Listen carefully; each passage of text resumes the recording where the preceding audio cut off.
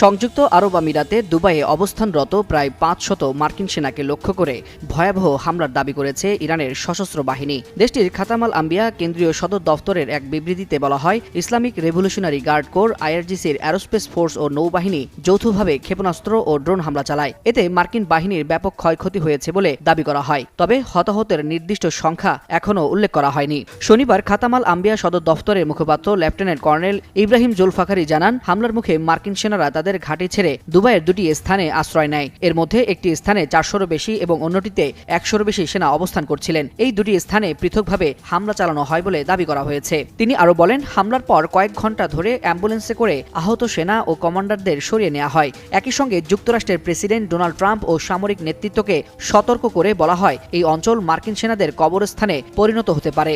এছাড়া পারস্য উপসাগরে অন্তত ৬টি মার্কিন কৌশলগত নৌযানকেও লক্ষ্যবস্তু করা হয়েছে বলে দাবি করেছে ইরান, যেখানে বহু সেনা নিহত হয়েছে বলেও উল্লেখ করা হয়।